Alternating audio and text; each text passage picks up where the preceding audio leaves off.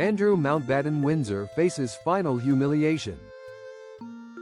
Last honor on the brink as Sarah Ferguson eyes six-figure tell-all. The slow-motion car crash that is Prince Andrew's post-royal life just hit another lamppost. The man now officially known as plain Andrew Mountbatten Windsor is on the verge of losing the very last honor he still clings to: the ancient freedom of the City of London. This is not some shiny medal handed out at garden parties. It is an 800-year-old privilege once granted to allow freemen to drive sheep across London Bridge without paying tolls. Today it is largely ceremonial, but for Andrew it is the final thread connecting him to public respectability. Insiders at the City of London Corporation confirmed that senior figures have already held crisis talks about stripping him of the title he inherited automatically simply for being the son of a freeman. In this case, the late Queen. A spokesman admitted, "The City Corporation is listening, and will continue to listen, to concerns raised. We will carefully consider the rules that govern how a freedom is given,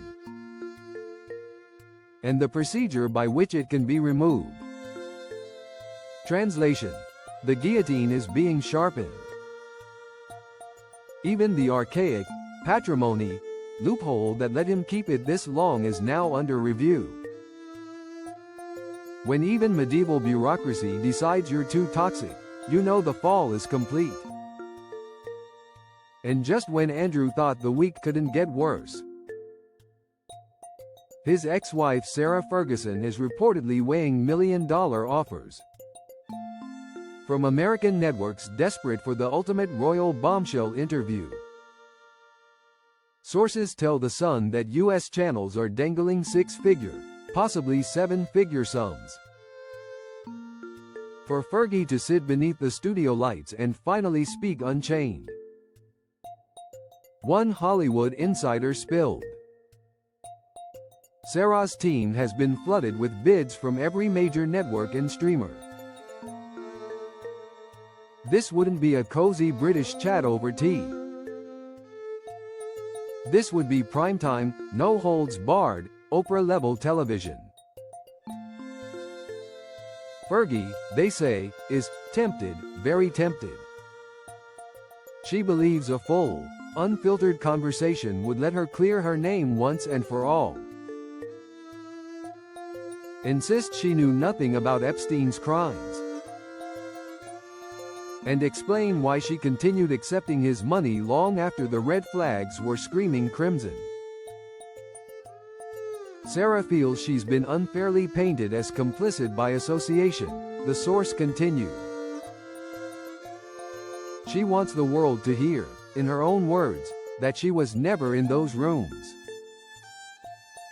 never saw what went on, and has been punished for loyalty to a man she divorced decades ago. Whether Middle America will buy that narrative is another question entirely. Meanwhile, across the Atlantic, the pressure on Andrew himself has reached boiling point. He has officially missed the November 20th deadline to respond to a congressional letter signed by 16 U.S. lawmakers demanding he testify under oath about his relationship with Jeffrey Epstein. The letter was blunt. You may possess unique knowledge of Epstein's activities. In the interest of justice for the victims, come clean. Democrat Raja Krishnamurthy, one of the signatories, went on BBC Newsnight and delivered the message in plain English. Come before the U.S. Congress. Voluntarily testify. Stop hiding. Andrew's silence has been deafening. As if that weren't enough, Buckingham Palace dropped its own hammer earlier this month. A cold, clinical statement announced His Majesty has initiated a formal process to remove the style, titles and honors of Prince Andrew. He will now be known as Andrew Mountbatten Windsor. Formal notice has been served to surrender the lease on Royal Lodge. In other words, pack your bags, hand over the keys to the 30-room mansion, and prepare to downsize to something a little less regal. The Royal Lodge clause had been Andrew's last legal shield. Now even that is gone. Friends of the disgraced royal whisper that he is furious and humiliated, spending hours on the phone with lawyers, desperately searching for loopholes that no longer exist. One former courtier told the Mail he still believes this is all a terrible mistake that will be reversed. He compares himself to historical figures who were exiled and then welcomed back. But those figures weren't photographed with Epstein's victims. Sarah Ferguson, by contrast, appears to be stepping into the spotlight on her own terms. Having rebuilt her image through children's books, podcasts, and relentless positivity. A blockbuster interview could be the ultimate redemption, or the final nail in the York family coffin. American producers are said to be pushing for a 2-hour special, possibly aired in early 2026, timed to coincide with fresh Epstein document releases.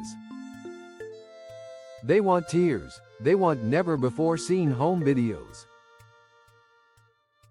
They want Sarah explaining why she accepted £15,000 from Epstein to pay off debts, and whether Andrew ever confessed anything in the dark nights at Royal Lodge. For Sarah, the payday would be life-changing. For Andrew, the broadcast would be apocalyptic. As one Los Angeles producer put it, "This isn't just an interview. This is the royal version of surviving Jeffrey Epstein." And Sarah Ferguson holds the keys to the kingdom no one wants to live in anymore. From beloved son of the Queen to a man about to lose an 800-year-old sheep driving privilege,